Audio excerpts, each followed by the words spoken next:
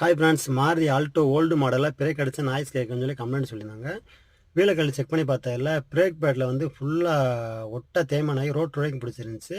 இது ஆரம்பத்திலே லைட்டாக சவுண்டு கேட்குறப்ப மாற்றிருந்தாங்கன்னா பிரேக் பேடு மட்டும் மாற்றிருக்கலாம். இது ரொம்ப சவுண்டு கேட்குறனால பிரேக் ரோட் வரைக்கும் பிடிச்சிருச்சு. பிரேக் பேடை பொறுத்தளவுக்கு 40,000 50,000 வரும். சிட்டிக்குள்ளே ஓட்டினோம்னா இன்னும் கம்மியாக தான் ஓடும். இப்போ அப்படியே கவனிக்காமல் விட்டுருந்தாங்கன்னா பிரேக் பேடை வெளியே வெளியே வந்து பிரேக் காலிப்பர் ஃபுல்லாக வெளியே வந்துச்சு, வண்டி அப்செட் ஆக அதிக வாய்ப்பு இருக்குது. ஸோ நம்ம ஆரம்பத்திலே பார்த்தோம்னா எந்த ஒரு விஷயமும் பெருசாகாது. இது சென்ட்ரல் செக்கப் போகிறப்ப பிரேக் பேட் எல்லாம் செக் பண்ணி பார்த்தோம்னா எந்த ஒரு செலவும் வராது.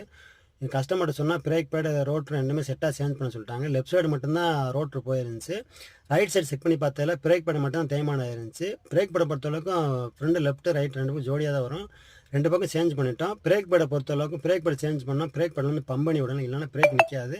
செக் பண்ணி பார்த்துட்டு ஓட்டி பார்த்துட்டு கஸ்டமர்கிட்ட கொடுத்தோம். கஸ்டமர் சாட்டிஸ்ஃபைடாக இருந்தாங்க. இந்த வீடியோ பிடிச்சினா நம்ம சேனல் லைக் பண்ணி ஃபாலோ பண்ணி வச்சுக்கோங்க. தேங்க்யூ.